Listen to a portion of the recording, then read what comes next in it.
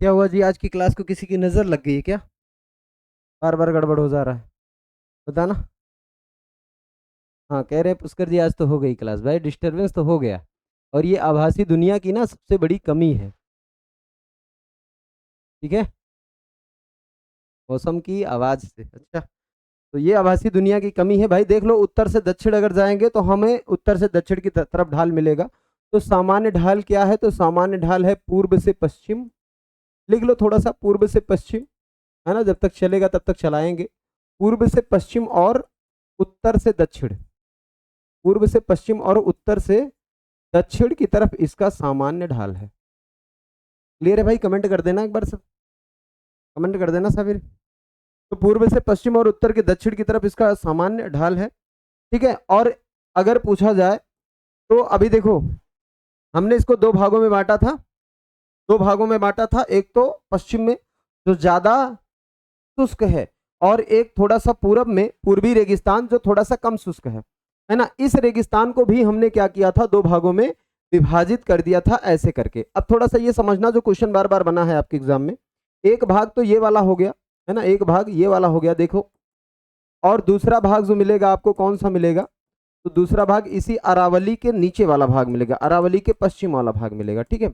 तो दूसरा भाग ये वाला आपको मिलेगा। अब देखो यहाँ पे इन दोनों को बांटा कैसे जाता है ना। अभी तक हमने देखा कि राजस्थान का जो भौगोलिक बंटवारा हम कर रहे थे, किस आधार पे कर रहे थे? तो भौगोलिक अवस्थिति के आधार पे कर रहे थे, भौगोलिक तत्वों के आधार पे कर रहे थे। अब इस रेगिस्तान का बंटवारा किस आधार पे करते हैं? तो रेगिस्तान का बंटवारा हम देखो, अब दूसरा एक हम पेज लेते हैं और यहाँ पे आपको समझाने का प्रयास करते हैं कि रेगिस्तान का जो बंटवारा करते हैं वो समवर्षा रेखा के आधार पे करते हैं। समवर्षा रेखा रेखा के आधार पे मरुस्थल का बंटवारा करते हैं। और जो मरुस्थल है, यानी कि जो पश्चिमी मरुस्थल है, उसको दो भागों में बांट देते हैं। कितने कितने भागों में मरुस्थल को? पश्चिमी मरुस्थल को दो भागों में बांटते हैं। कौन कौन सा भाग है जो पश्चिम में है? जो ये वाला क्षेत्र आपको देखने को मिल रहा होगा, ये वाला क्षेत्र, उसको एक अलग भाग के नाम से जानते हैं, और ये वाला जो क्षेत्र है उसको एक अलग भाग दे देते हैं। ठीक है। देखो, अब जो एकदम पश्चिम वाला भाग है उसमें ज्यादा शुष्कता है, तो आप कहोगे शुष्क मरुस्थल। शुष्क मरुस्थल। और ये शुष्क मरुस्थल कहाँ है? तो सबसे पश्चिम में है, पाकिस्तान की तरफ। और जो आधा शुष्क है, जिसे अर्ध शुष्क मरुस्थल कहते हैं, आधा शुष्क है, वो पूरब वाला भाग है, ये वाला भाग। ठीक है। तो ये दोनों का बंटवारा कैसे होता है? ये दोनों का बंटवारा होता है एक जो है ना वर्षा के आधार पे। इन दोनों का बंटवारा जो होता है वो किस आधार पे होता है? वर्षा के आधार पे बंटवारा होता है। ठीक है, ये ध्यान रखेंगे। अब वर्षा के आधार पे किसी क्षेत्र का बंटवारा कैसे किया जाता है, तो थोड़ा सा इसको समझिए। जैसे मान लीजिए अभी यहाँ पे हम एक मैप बनाते हैं, और उस मैप में आप देखोगे ये वाला क्षेत्र, है ना, ये वाला क्षेत्र बना लिए थोड़ा सा ऐसे करके।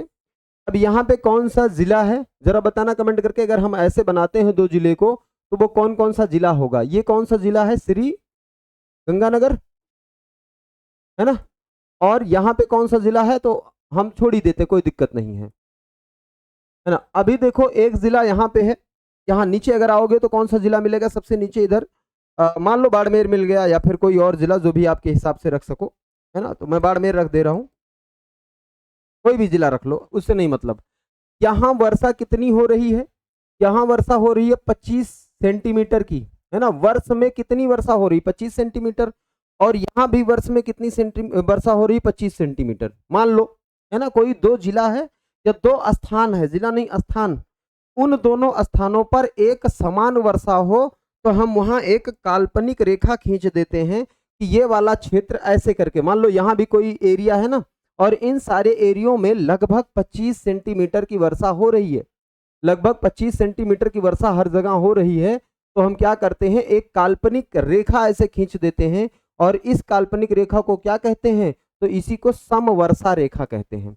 अगर आपसे पूछे समवर्षा रेखा किसे कहते हैं, तो कहोगे कि एक समान वर्षा क्षेत्र को मिलाने वाली रेखा को हम क्या कहते हैं? समवर्षा रेखा कहते हैं।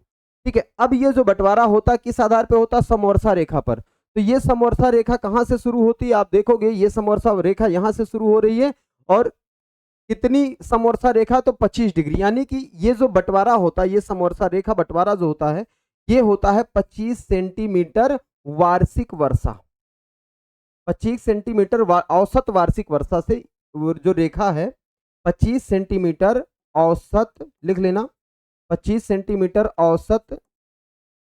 वार्षिक औसत वार्षिक वर्षा वाली समरेखा इसको बांटती है। ठीक है, समरेखा क्या है, इसको बांटती है किन दो क्षेत्रों में, तो पूछेगा कि पश्चिमी मरुस्थल को कौन सी रेखा दो क्षेत्रों में बांटती है, तो 25 सेंटीमीटर वाली समवर्षा वाली रेखा जो है दो भागों में बांटती है। अब अगर आपसे कभी ये क्वेश्चन बन सकता है ना कि पूरे के पूरे राजस्थान को दो भागों में बांटने का काम कौन सी रेखा करती है, तो पूरे के पूरे राजस्थान को दो भागों में बांटने का काम एक है अरावली, और अरावली के पास एक जो है रेखा गुजरती है ना, ये भी समवर्षा है, तो इसका कौन सा है, तो 50 सेंटीमीटर, यहाँ पे 50 सेंटीमीटर वर्षा होती है। तो ये जो 50 सेंटीमीटर वर्षा है ना, ये पूरे के पूरे राजस्थान को दो भागों में बांट देती है। बहुत बढ़िया उत्तर दे रहे हो भाई। तो पूरे राजस्थान को दो भागों में बांटने का काम करती है कौन सी, राजस्थान को दो भागों में बांटने वाली, दो भागों में बांटने वाली समवर्षा रेखा कौन सी है, पूछेगा ना, तो आप क्या कहोगे, समवर्षा रेखा कौन सी है, तो आप कहोगे 50 सेंटीमीटर वार्षिक वर्षा, 50 सेंटीमीटर औसत वार्षिक वर्षा। ठीक है, ये हो जाएगा। अगर आपसे पूछ ले पूरे के पूरे राजस्थान की औसत वार्षिक वर्षा कितनी होती है, संपूर्ण राजस्थान की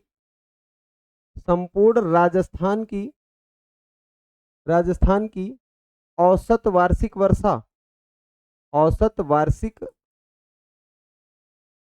कितनी है, औसत वार्षिक वर्षा लगभग 57.5 सेंटीमीटर। ठीक है, याद करेंगे तो 57.5 सेंटीमीटर पूरे के पूरे राजस्थान की औसत वार्षिक वर्षा है। ये याद हो गया, तो हमने वार्षिक वर्षा देख लिया। अब एक चीज हम देखेंगे कि ये जो हमारे राजस्थान के पश्चिमी राजस्थान का जो बंटवारा हो रहा है, तो उसको दो भागों में बांट देते हैं, जिसमें पहला जो है जब सबसे पश्चिम में, जिसे पश्चिमी विशाल मरुस्थल या फिर रेतीला शुष्क मैदान कहते हैं। हमें ध्यान रखना है शुष्क मैदान है ना, तो इस शुष्क मैदान में वर्षा कितनी होती है, तो आप कहोगे 25 सेंटीमीटर से कम, 25 सेंटीमीटर से कम वर्षा वाला क्षेत्र है, इसीलिए ये ज्यादा शुष्क है। तो यहाँ की वर्षा 25 सेंटीमीटर से भी कम होती है। ठीक है, बाड़मेर में खूब बरसात होती है, हाँ सही बता रहे हो, मैंने कहा मान लो, ऐसे ही ऐसे मान लो। ठीक है, वो एक अलग रीजन है, उसको हम बताएंगे आपको। ठीक है, आज कहाँ पर बारिश हुई, तो देखो ये सब बारिश वगैरह मत छोड़ो, अभी यहाँ पे पढ़ते हैं। तो ये हो गया शुष्क मैदान जो है, या जिसे शुष्क मरुस्थल के नाम से जाना जाता है, ये पश्चिम में है। इसके बारे में कुछ चीजें देख लिया जाए जो एग्जाम में क्वेश्चन पूछा जाता है ना। इसी को पश्चिमी विशाल मरुस्थल या रेतीला शुष्क मैदान कहते हैं। रेतीला शुष्क मैदान इसलिए कहते हैं क्योंकि यहाँ रेत की संख्या ज्यादा, मतलब रेत ज्यादा होता है। यहाँ की अगर औसत वार्षिक वर्षा पूछे तो कितना आप बताओगे, है ना, औसत वार्षिक वर्षा अगर पूछे तो कितना बताओगे, तो औसत वार्षिक वर्षा जो है वो कितना है, 20 सेंटीमीटर प्रति वर्ष। ठीक है, तो 20 सेंटीमीटर इसकी औसत वार्षिक वर्षा है। यहाँ की अगर मृदा पूछे तो मृदा क्या बताओगे, तो आप कहोगे यहाँ की मृदा मरुस्थलीय मृदा है या रेतीली मृदा है ना, मरुस्थलीय अनुपजाऊ मृदा यहाँ पे पाई जाती है। ठीक है, क्या इसकी सर कोई विशेषता है, इस क्षेत्र की कोई विशेषता है, हाँ भैया, इस क्षेत्र की बहुत बड़ी बड़ी विशेषताएं हैं। ठीक है, यह क्षेत्र किन किन जिलों में पाया जाएगा, मुख्य रूप से अगर आपसे पूछा जाए तो थोड़ा सा ना जो फिगर आपने देखा था उस फिगर में आप इन जिलों के बारे में बात कर सकते हो। एक बार हम फिगर आपको दिखा दें, ये जो जिले जो मुख्य रूप से पाया जाएगा, तो ये जो ऊपर वाला क्षेत्र दिख रहा है, ये वाला ज्यादा बड़ा वाला क्षेत्र, तो इन जिलों में पाया जाएगा। ये आपसे पूछेगा नहीं कि कितने जिलों में है। ठीक है, तो इसके लिए आप टेंशन मत लेना, कहीं अगर बुक में मिले तो उसको रट्टा मारने की जरूरत नहीं है। बस ये ध्यान रखना कि पश्चिम में जो जिले, हाँ बलुई मिट्टी पाई जाएगी, हाँ वही बलुई बालू वाली, तो जो जिले पाकिस्तान से सीमा बनाते हैं वो जिले लगभग सभी शामिल हैं। ठीक है, श्री गंगानगर का भी थोड़ा सा भाग इसमें शामिल है, तो वो सारे के सारे जिले शामिल हैं। क्वेश्चन बनेगा तो यहाँ से बन सकता है, बाकी और कोई क्वेश्चन बनेगा नहीं। ठीक है, तो इसके शुष्क होने का कारण क्या है, अगर आपसे पूछे कि पश्चिमी रेगिस्तान शुष्क है, इसका कारण क्या है, एक कारण बताना बस। बलुई मृदा इसका कारण नहीं है, कोई और कारण है। कोई स्थान शुष्क हो जाता है क्योंकि वहां वर्षा कम होती है, तो इसका शुष्क कारण है क्योंकि यहाँ वर्षा 20 सेंटीमीटर औसतीय वर्षा होती है, इसलिए यह बालू का मैदान बन जाता है। ठीक है, अब यहाँ पे एक हेडिंग आप डाल लेना, पश्चिमी मरुस्थल के प्रसिद्ध स्थल। ठीक है, प्रसिद्ध भौगोलिक स्थल, हम लोग भूगोल पढ़ रहे हैं ना, तो प्रसिद्ध भौगोलिक स्थल कौन कौन से भौगोलिक स्थल प्रसिद्ध हैं। हालांकि यहाँ पढ़ने के लिए आपके पास बहुत ज़्यादा है नहीं, आप ना गाड़ी उठा लो और चले जाओ घूमने के लिए, बहुत दूर दूर तक आप जाओगे, आपको कुछ मिलने वाला नहीं है, लेकिन फिर भी कुछ भौगोलिक स्थल आपको दिखाई देते हैं। जैसे एक मिलता है भूगर्भिक जल पट्टी, आपको दिखाई देती है भूगर्भिक जल पट्टी, आप लिख सकते हो, एक लिखना भूगर्भिक जल पट्टी। इसका मतलब क्या होता है सर, थोड़ा सा समझा देना। भूगर्भिक जल पट्टिका या भूगर्भिक जल पट्टी, इसी को हम शायद सरस्वती नदी कहते हैं, तो वेदों में कहा गया ना सरस्वती नदी, तो इसी को कहा जाता। अब देखो एक चीज आपने सुना होगा, क्या इसका नाम सुना है, प्रयागराज? प्रयागराज नाम सुना है? प्रयागराज में किन किन दो नदियों का संगम होता है, तो एक गंगा नदी जाती है और यहीं से एक यमुना नदी जाती है। तो किन दो नदियों का संगम होता है, गंगा और यमुना नदी। ठीक है, बताते हैं, यहाँ पे 3 नदियां हैं, एक सरस्वती नदी भी है। एक कौन सी है, सरस्वती नदी भी है। ऐसा बताया जाता है कि प्रयागराज 3 नदियों का संगम है, लेकिन सरस्वती नदी क्या है, विलुप्त हो गई है, दिखती नहीं है, ऐसा माना जाता है। लेकिन देखो 2007 के आसपास विद्वानों ने एक बहुत बड़ी खोज की और बताया, जो तुम उत्तर प्रदेश में सरस्वती नदी बता रहे हो, वो सरस्वती नदी नहीं है। सरस्वती नदी कहाँ पे है, तो सरस्वती नदी तो हमारे इस रेगिस्तान में बहा करती थी पहले कभी, है ना। देखो एक चीज मैं आपको बताऊं, यहाँ पे एक सेवड़ नाम की घास पाई जाती है, थोड़ा सा कहानी समझना फिर मजा आएगा। सेवड़ नाम की घास पाई जाती है, 2007 के आसपास ऐसा हुआ, ऊंट जो है इस घास को खाते हुए नजर आए, और ये सेवड़ नाम की सूखी हुई घास थी जिसको ऊंट बड़े चाव से खा रहे थे। ठीक है, तो फिर विद्वानों ने जब देखा कि ये वाली घास है, तो विद्वानों ने देखा इस घास को ऊंट खा रहे हैं, मतलब बड़ी स्वादिष्ट घास होगी, बड़ी पौष्टिक घास होगी। फिर इस घास पर शोध किया, जब इस घास पर शोध किया तो ये पता चला कि ये जो घास उस जगह पे उगती है जहां पे जल की अधिकता हो, यानी कि ये घास हमें कहाँ मिलेगी, मरुस्थलीय मृदा में नहीं मिलती, ये जलीय मृदा की घास की विशेषता है। लेकिन भगवान का करिश्मा देखो कि ये हमें मरुस्थल में मिल रहा है। तो विद्वानों ने सोचा कि लाओ खोज करते, क्या पता यहाँ पे नीचे पानी ही मिल जाए, मजा आ जाएगा तब तो विद्वानों ने खोदना शुरू किया, है ना, रेगिस्तान को खोदना शुरू किया। और जब खोदते गए, ज्यादा नहीं, थोड़ा ही दूर खोदे थे, मतलब 30-40 फीट ही ज्यादातर गड्ढा खोदे थे, तो वहां पे उनको एक मरुस्थल के बीच में एक अंदर भूगर्भिक नदी दिखाई देती है। अंदर मरुस्थल के अंदर, ये देखो पूरा मरुस्थल है ना, बड़े बड़े टीले वगैरह मरुस्थल के, लेकिन उसके अंदर खोदने पर एक उनको नदी दिखाई देती है। तो इसी नदी को उन्होंने क्या कहा कि यही नदी सरस्वती नदी है, यही नदी सरस्वती नदी है। आपने एक चीज देखा होगा कि जब राजस्थान का नामकरण में पढ़ा रहा था, तो मैंने आपको बताया कि ऋग्वेद में इसको क्या नाम दिया गया है, कमेंट करो जरा, ऋग्वेद में राजस्थान को क्या नाम दिया गया है। तो ऋग्वेद में जो नाम दिया गया वो किस आधार पे दिया गया, तो वो घग्घर और सरस्वती नदी हुआ करती थी, और उस नदी के तट पे विद्वान लोग जाके क्या करते थे, तपस्या करते थे, है ना, एकांत में। तो इसी के नाम पे राजस्थान का एक नाम दिया गया। आप कमेंट करोगे ना, है ना, क्या नाम है। मैंने कहा ऋग्वेद, ब्रह्मा, ऐसे ब्रह्मा या फिर कोई विद्वान ऐसे करके कुछ याद करवाया था, जरा बताना। तो ठीक है, तो फिर ये आप समझ रहे हो कि ये क्या है, ये एक नदी का साक्ष्य मिलता है हमें कहाँ पे, रेगिस्तान में। और ये नदी का साक्ष्य कहाँ मिलता है, तो ये एक लाठी स्थान है, राजस्थान का एक लाठी स्थान है।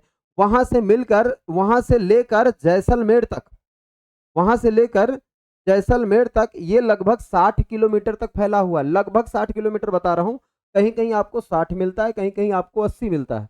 ठीक है, तो ये लगभग 60 किलोमीटर में बता रहा हूँ, यही आप याद करना, इसी में काम बन जाएगा।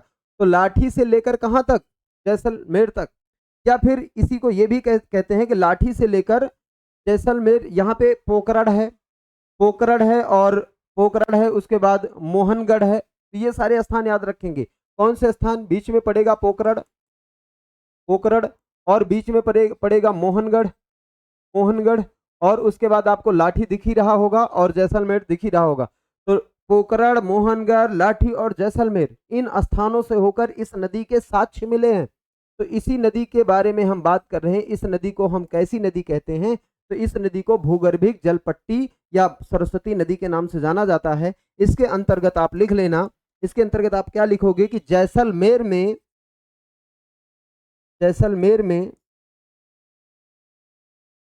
पोकरण जैसलमेर में पोकरण से मोहनगढ़ तक, पोकरण से मोहनगढ़ तक लगभग 60 किलोमीटर, लगभग 60 किलोमीटर की दूरी में, पोकरण से मोहनगढ़ तक लगभग 60 किलोमीटर की दूरी में पाकिस्तान की सीमा के पास, पाकिस्तान की सीमा के पास, सीमा के पास मरुस्थल के नीचे, मरुस्थल के नीचे एक एक जल पट्टिका या एक जल पट्टी प्राप्त हुई है ना, जल पट्टी का साक्ष्य प्राप्त हुआ, जिसे हम क्या कहते हैं, तो जिसे हम लाठी सीरीज के नाम से जानते हैं। ठीक है, तो ये कहाँ पे है, लाठी में है, तो इसी को हम क्या कहते हैं, जिसे हम लाठी सीरीज के नाम से जानते हैं। बहुत बार पूछा जाता है ना कि लाठी सीरीज कहाँ पे है, लाठी सीरीज कहाँ है, तो लाठी सीरीज है रेगिस्तान में। अब देख लो, ये वास्तव में पानी नहीं है इसमें, है ना, वास्तव में पानी नहीं है, बस ऐसे नजर आता है, जैसे कहीं अगर देखो पानी बहता है तो वहां की मिट्टी थोड़ा सा चिकनी हो जाती है ना, तो ऐसा लगता है कि यहाँ पे पानी रहा होगा, तो वास्तव में पानी नहीं है, तो लाठी सीरीज के नाम से जाना जाता है। आगे लिखेंगे, इसी नदी घाटी में, इसी नदी घाटी या इसी भूगर्भिक जल पट्टिका, है ना, भूगर्भिक नदी है, तो इसी भूगर्भिक नदी घाटी में, ऐसे लिख लो, भूगर्भिक, भूगर्भिक का मतलब होता भूमि के गर्भ में, है ना, तो इसी भूगर्भिक नदी घाटी में कौन सी घास पाई जाती है, जो क्वेश्चन पूछा जाता है, इसी भूगर्भिक नदी घाटी में एक घास पाई जाती है जिसका नाम है सेवड़। ठीक है, एक नदी घाटी में सेवड़, सेवड़, और इसको स्थानिक नाम,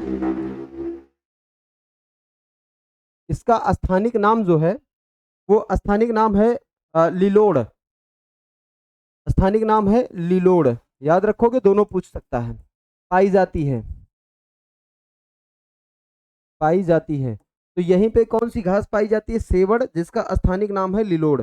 ये कहाँ पाई जाती है, इसी नदी बेसिन में पाई जाती है। थोड़ा सा और एक दो घास याद कर लेना बेटा, एक तो धामड़ घास है और एक करड़ घास है ना, वो भी इसी के आसपास पाई जाती हैं, तो एक थोड़ा सा नीचे लिख लेना, धामड़ और करड़ घास भी यहीं पाई जाती है। ठीक है, धामड़ और करड़ घास भी यहीं पाई जाती है, तो इसी के आसपास वाले क्षेत्रों में धामड़ और करड़ घास भी पाई जाती है, वो भी लिख ले।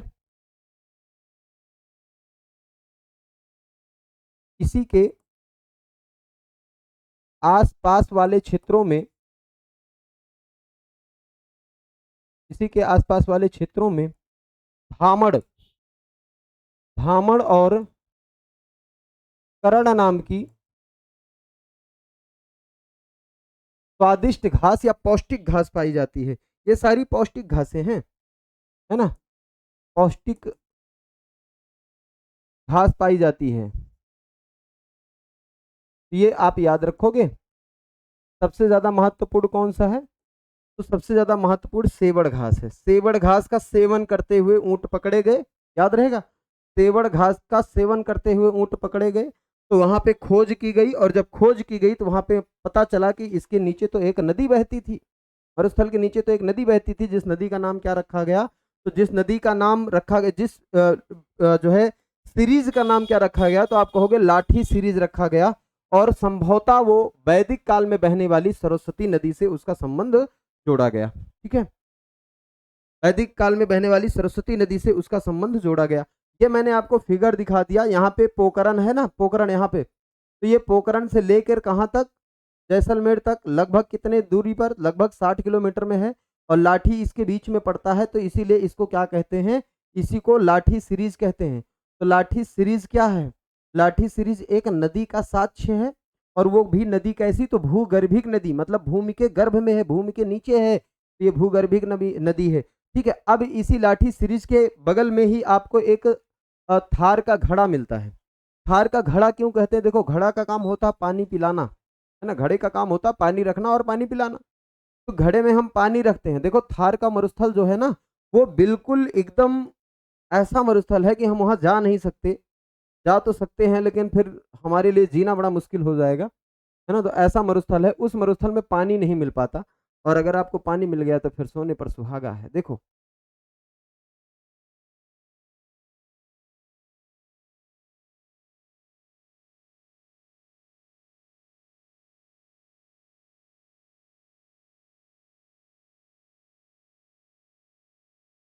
जी,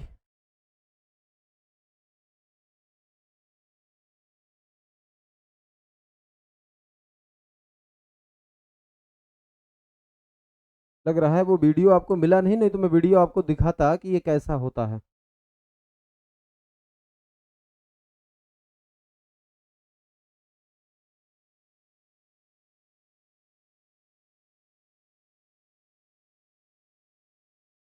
देखो, क्या वीडियो देख रहे हो? थोड़ा सा इसके बारे में थोड़ा सा देख लेना अच्छे से। राजस्थान में इस तरीके से आपको एक कुआं मिलता है ना, एक जलाशय मिलता है, एक नलकूप जिसको कहते हैं। यहाँ से लोग पानी निकालते हैं। बड़ा बड़ा कठिन काम होता है, ऊंट से खींचे जाते हैं, ऊंट लगे हुए हैं दूर ना, उस ऊंट से खींचे जाते हैं और पानी निकाला जाता है। इसी पानी से लोग वहाँ का मतलब जलयान चल रहा है, वहाँ के लोग का जीवन यापन हो रहा है। देखो, इसको नलकूप, नलकूप तो हमें टिब्बल को कहते हैं, लेकिन यहाँ का नलकूप यही है। यही पानी का एकमात्र साक्ष्य है। बहुत दूर दूर तक चले जाओ राजस्थान में, आपको पानी नहीं मिलता है। तो उसी को क्या कह देते? उसी का थार का घड़ा कह देते। थार मतलब हो गया थार का मरुस्थल, और उस थार के मरुस्थल में एक जगह आपको ऐसे पानी मिलता है जिसे हम थार का घड़ा के नाम से जानते हैं। लिखोगे तो लिख लेना, लाठी सीरीज के पास ही जैसलमेर में एक मीठे पानी का, ठीक है, लिखोगे लाठी सीरीज के पास ही,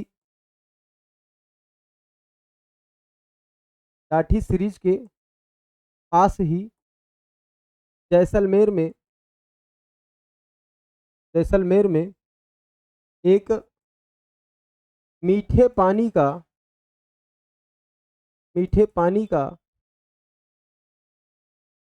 मीठे पानी का उस जलाशय का नाम है जो आपसे पूछता है, उसका नाम है चांदन नलकूप। क्या नाम है? चांदन नलकूप। ठीक है, एक मीठे पानी का चांदन नलकूप जलाशय मिलता है। ठीक है, तो चांदन नलकूप स्थित है, लिख देना। और इसी को क्या कहते हैं? इसी को थार का घड़ा कहते हैं। ये लिख लेना, यह रेगिस्तान का, रेगिस्तान का एकमात्र, एकमात्र पीने योग्य जल का, पीने योग्य जलाशय है, जलाशय है। इसीलिए इसे, इसीलिए इसे क्या कहते हैं? इसीलिए इसे थार का, थार का, ये मत सोच लेना कि पूरे के पूरे रेगिस्तान में, मतलब उस एरिया में एक है ना, तो पूरे रेगिस्तान में नहीं, उस एरिया में एक है, तो इसीलिए इसे थार का क्या कहते हैं? तो थार का घड़ा के नाम से जाना जाता है। थार का घड़ा कहते हैं। थार का घड़ा कहाँ स्थित है? फटाक से बताओ, कौन सा जिला? थार का घड़ा कहाँ स्थित है भाई, कौन सा जिला? तो आप कहोगे कौन सा जिला है? जैसलमेर। कौन सा भौगोलिक प्रदेश? तो आप कहोगे मरुस्थलीय भौगोलिक प्रदेश।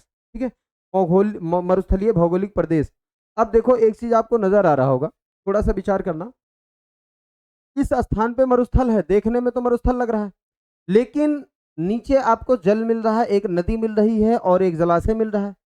नदी और जलाशय मिल रहा है, इससे विद्वान लोग अनुमान लगाते हैं कि जो रेगिस्तान है, यहाँ पे कभी टेथिस सागर हुआ करता था, है ना। तो रेगिस्तान के नीचे, रेगिस्तान के नीचे, नीचे कभी क्या हुआ करता था? कभी सागर हुआ करता था। कभी यानी कि प्राचीन काल में, अतीत में, ठीक है, अतीत में कभी सागर हुआ करता था, जिसका क्या नाम है?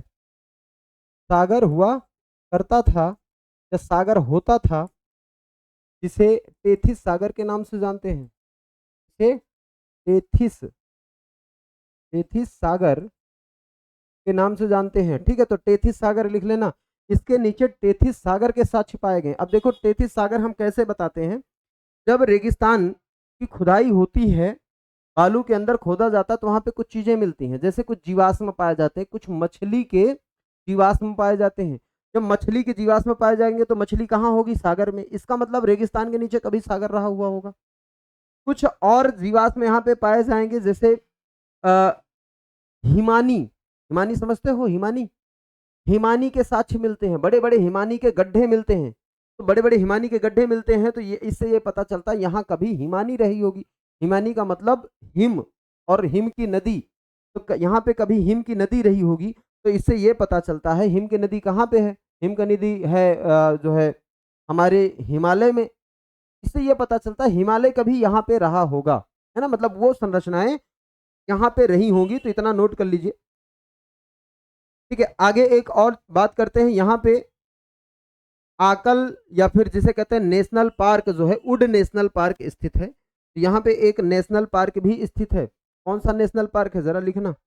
यहाँ पे एक नेशनल पार्क स्थित है जिसका नाम है आकल, या फिर आकल लिख लेना, या फिर ऐसे करके लिख लेना नेशनल उड,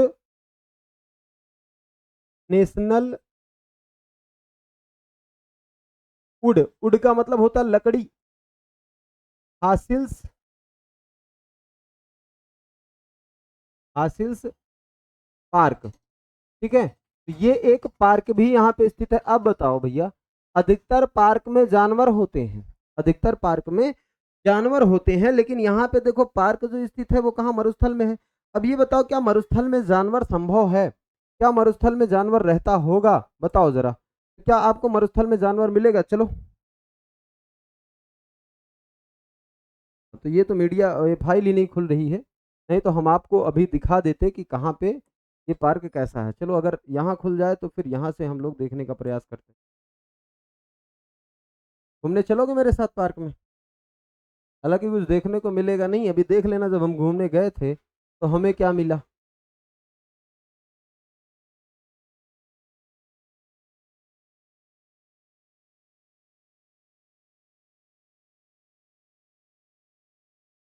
थोड़ा सा देखना, तो नहीं कर रहा है, थोड़ा फास्ट फॉरवर्ड किया गया, बढ़िया से दिख रहा है, नहीं दिख रहा है, झिलमिल झिलमिल कर रहा है ना। हैंग कर गया यार सिस्टम तुम्हारे चक्कर में।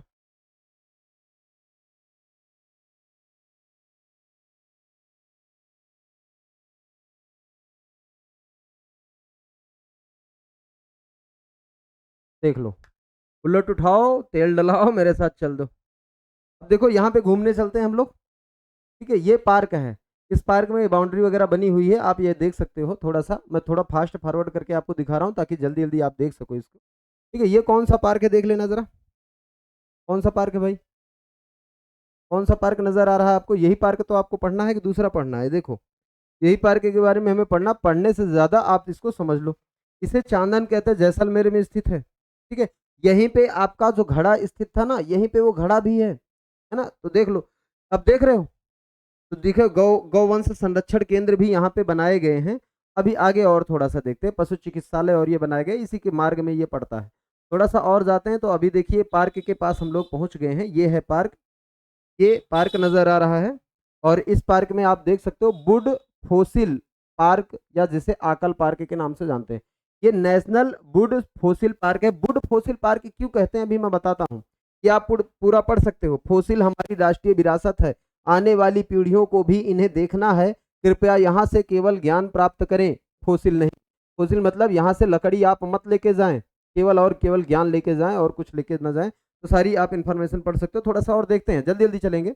अभी यहाँ पे पानी पीने के लिए एक स्थान था, दादाजी हैं, बढ़िया है, मस्त हैं आदमी। और उसके बाद देखो, थोड़ा सा और आगे जब बढ़ेंगे तो हमको यहाँ पे एक पक्षी दिखाई देगा जो ऑस्ट्रेलियन पक्षी है, ये वाला है ना, ऑस्ट्रेलियन पक्षी है, ये यहाँ पे लाया गया था। तो ये रहता इकलौता जानवर आपको यही मिलेगा, बाकी और कुछ मिलेगा नहीं। और थोड़ा सा आप आगे जाओ तो आपको और क्या मिलेगा, ये देखो, आगे जाओ तो आपको ये दमदार चीज मिलने वाली है। ये क्या है, ये लकड़ी है। ये क्या है, ये लकड़ी का साक्ष्य है, और ये बहुत पुरानी लकड़ी का साक्ष्य है। ठीक है, बहुत पुरानी लकड़ी का यहाँ काष्ठ का जीवाश्म पाया जाता है, तो ये काष्ठ जीवाश्म है। अगर आपसे कभी पूछे राजस्थान का काष्ठ जीवाश्म नेशनल पार्क कहाँ है, तो आप जैसलमेर लगा देना। काष्ठ जीवाश्म नेशनल पार्क जैसलमेर में है और वहाँ पे काष्ठ जीवाश्म रखे गए। मैं आपको दिखा रहा हूँ, आप बगैर गए ना, बगैर पैसा खर्च किए आप इसको देख रहे हो, देख लो। ये काष्ठ जीवाश्म है, दमदार तरीके से। भाई जल्दी जल्दी थोड़ा और आगे बढ़ो। उसके बाद आपको कुछ मिलेगा नहीं, बहुत दूर तक हम लोगों ने घूमा, तो उसके बाद कुछ नहीं मिला। एक झोपड़ी मिली थी, ये प्राप्ति स्थल वगैरह दिख रहा ना, संग्रहित काष्ठ जीवाश्म, प्राप्ति स्थल ग्राम हाड़ा, तहसील जैसलमेर। संग्रहण अवधि जो है 2002 से लेकर 2002 और 3 में इसको प्राप्त किया गया। संग्रहणकर्ता कौन है? उप वन संरक्षक वन्य जीव जैसलमेर ने इसको प्राप्त किया था। ठीक है, लकड़ी बताओ, ऐसी लकड़ी जो नदी के बेसिनों में रहती है वो हमारे मरुस्थल में मिल रही है। थोड़ा सा और देखते हैं। एक झोपड़ी ऐसे टूटी फूटी झोपड़ी थी, एक ठीक ठाक झोपड़ी थी, वहां रहते थे। ये टूटी फूटी झोपड़ी है, यहाँ कोई मतलब है नहीं। हम लोग थोड़ा और आगे बढ़ते हैं, तो और आगे बढ़ेंगे तो देखेंगे पेड़ पौधे जो मिल रहे हैं ना, ये सब झाड़ियां मिल रही हैं हमें। शुद्ध रूप से पेड़ कोई नहीं मिल रहा, सब कटीली झाड़ियां हमें मिल रही थी। और आगे बढ़ते जाओ, ये टूटा फूटा वही है, झोपड़ी है, उसमें कुछ है नहीं, ये पड़ा हुआ बोर्ड दो चार मिले। उसके बाद और आगे जाओ तो देखते जाओ, ये बैठने के लिए थोड़ा छांव में। फिर कहीं आपको कोई ढंग का पेड़ तक नहीं मिलता, कहीं पानी नहीं मिलता, वही पक्षी आपको मिलेगा। और कोई पक्षी और कोई जानवर भी यहाँ पे नहीं मिलते हैं। आप बहुत दूर तक चले जाते हैं तो कुछ भी हमें मिलता नहीं। एक पत्थर दिखाई दिया था जिस पर कुछ लेख लिखे गए थे, तो इससे ये पता चलता कि हो सकता है अतीत में इसके पहले कभी यहाँ राजा महाराजा हुआ करते रहे होंगे, हवेलियां रही होंगी उनकी, है ना, तभी तो पत्थर पे लेख वेख लिखवाएंगे, नहीं मरुस्थल में कौन लेख लिखवाएगा। तो देख लो, ये तो वर्तमान की झोपड़ी है ना, तो यहाँ लोग रहते हैं अभी इस तरीके झोपड़ी बना के। और पूरा का पूरा ये क्या है, पूरा का पूरा मरुस्थल है, और यहाँ कुछ दिखाई नहीं देगा आपको पत्थर के सिवा, और बस वही लकड़ी के सिवा और कुछ दिखाई नहीं देता। कटीली झाड़ियां हैं, छाँव भी नहीं मिलता है कि हम कहीं रुक के आराम कर लें। तो इतना आपने देखा होगा, उम्मीद करता हूँ आप समझे होंगे। लिखना पढ़ना तो अलग बात है बेटा, आप बहुत लिखते पढ़ते हो, है ना, बुकों में सारी चीज़ें हैं, क्योंकि हमें जाने का मौका मिलेगा नहीं, तो आप देख लो। तो यहाँ क्या है, नेशनल वुड फासिल पार्क है। ठीक है, तो फासिल से लिखा हुआ है, फासिल या फासिल से दोनों पूछता है। ये कहाँ पे है, तो आप कहोगे ये कहाँ, जैसलमेर। और जैसलमेर में कहाँ पे, जैसलमेर में स्थित एक जीव रहित नेशनल पार्क है। ठीक है, तो ये जैसलमेर में स्थित, जैसलमेर में एक जीव रहित नेशनल पार्क, नेशनल पार्क है। यहाँ आपको कोई जानवर नहीं दिखाई देगा कि शेर चीता दिखाई दे, वो शेर चीता यहाँ पे नहीं दिखाई देगा। यहाँ आप देखोगे ना तो करोड़ों वर्ष पहले यहाँ लगभग लगभग 18 करोड़ वर्ष पहले का एक जीवाश्म मिलता है। 18 करोड़ वर्ष पहले या 18 करोड़ वर्ष पूर्व में निर्मित काष्ठ जीवाश्म मिलता है। काष्ठ का मतलब लकड़ी होता है। 18 करोड़ वर्ष पूर्व में निर्मित काष्ठ जीवाश्म मिलता है। काष्ठ का मतलब क्या होता है, लकड़ी। काष्ठ जीवाश्म की प्राप्ति होती है।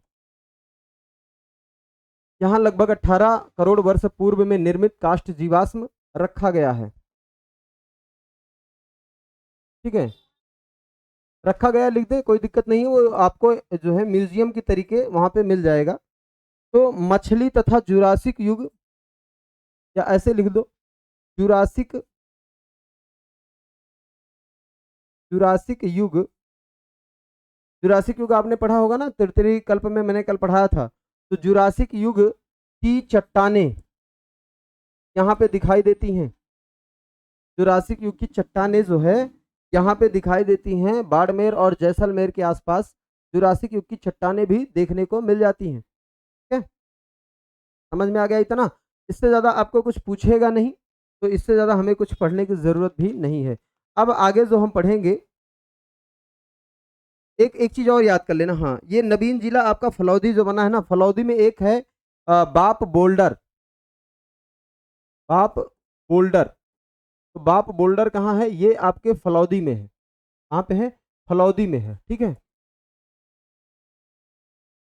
फलौदी जिला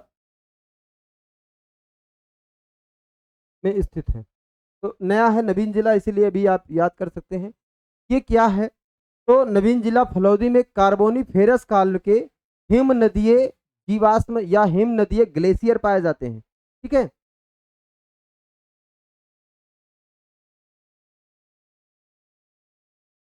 लिख लें। तो यहाँ पे किस काल के, तो आप कहोगे कार्बोनीफेरस युग के। यहाँ पे कार्बोनीफेरस युग के, कार्बोनीफेरस युग या कार्बोनीफेरस, हाँ कार्बोनीफेरस युग का, कार्बोनीफेरस युग का हिमानी, लिख दूं, हिमानी प्राप्त हुआ है, या हिमानी का साक्ष्य प्राप्त हुआ, हिमानी नहीं प्राप्त हुआ है, हिमानी का साक्ष्य प्राप्त हुआ। ठीक है, तो हिमानी का साक्ष्य प्राप्त हुआ है। अब देख लो हिमानी क्या है, हिमानी तो या हिमानी कहे या हिम नदी कहते हैं। ठीक है, तो हिमानी जो है वो हिम नदी है। हिमानी क्या है, एक हिम नदी है। हिम नदी किसे कहते हैं, हिम नदी। हिम नदी दो चीजों से मिलकर बनती, हिम, हिम का मतलब होता बर्फ, और नदी तो नदी है, तो बर्फ की नदी हिमानी क्या होती है, हिमानी एक बर्फ की नदी होती है। ठीक है, तो यहाँ पे हिमानी के साक्ष्य मिले, बड़े बड़े गड्ढे मिले हैं जहाँ पे हिमानी के साक्ष्य मिलते हैं। तो हिमानी क्या होता है, हिमानी होता बर्फ की नदी। तो यहाँ पे हिमानी का गोलास्म अवशेष प्राप्त हुआ। अगर ऐसे लिख ले तो और मजा आ जाएगा। हिमानी का साक्ष्य जहाँ लिखे ना, यहाँ लिख ले गोलास्म, गोलास्म अवशेष। बात एक ही है, लेकिन लिखने का तरीका थोड़ा सा अलग है। गोलास्म मतलब गोले गोले गोल गोल गड्ढे पाए जाते हैं, बस यही अंतर है। ठीक है, गोलास्म अवशेष प्राप्त हुए हैं। अब इसीलिए इंपॉर्टेंट है, बाकी और कुछ नहीं। तो आज की क्लास बस यहीं तक रखते हैं, और उसके बाद हम लोग कल इसको दो भागों में बांट के पढ़ते हैं। ठीक है, तो आज आपने क्या देखा, आज आपने देखा पश्चिमी मरुस्थल के बारे में। और पश्चिमी मरुस्थल में आपने क्या क्या चीजें देखी, तो पश्चिमी मरुस्थल में एक देखा कि यहाँ पे वर्षा जो होती है वो कितना होती है। तो वर्षा आपने देखा, वर्षा के आधार पे इसको दो भागों में बांट देते हैं। एक तो 25 सेंटीमीटर से कम वर्षा वाला भाग, एक 25 सेंटीमीटर से अधिक वर्षा वाला भाग।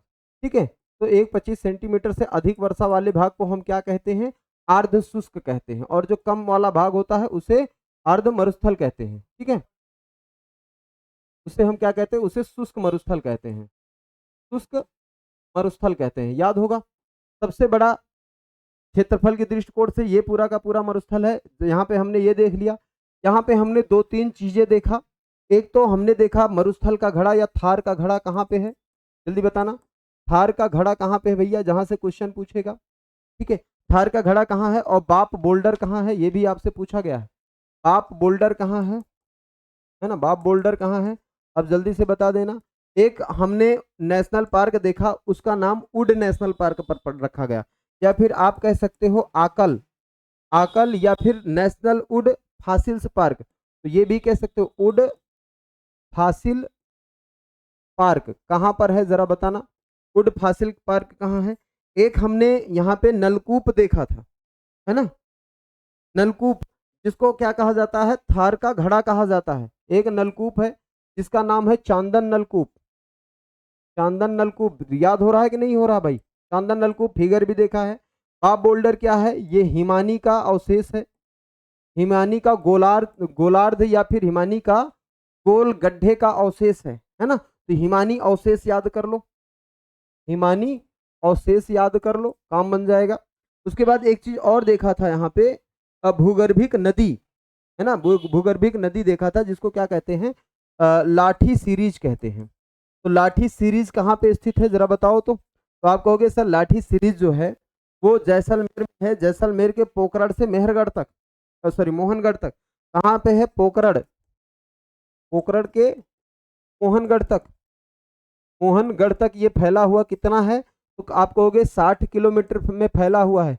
बीच में पड़ता है लाठी नामक स्थान, इसीलिए इसको हम लाठी सीरीज कहते हैं। ठीक है, वुड फासिल पार्क किस लिए जाना जाता है, क्योंकि यहाँ पे करोड़ों वर्ष पहले, करोड़ों वर्ष पहले का क्या है, पहले का वुड, वुड मतलब लकड़ी, लकड़ी का साक्ष्य रखा हुआ है ना, करोड़ों वर्ष पहले की लकड़ी का साक्ष्य रखा हुआ है। और दूसरा आप कह सकते हैं यहाँ पे और क्या रखा है, तो यहाँ पे कुछ जानवरों के जीवाश्म रखे गए हैं, है ना, कुछ जानवरों के जीवाश्म पाए जाते हैं, ठीक है।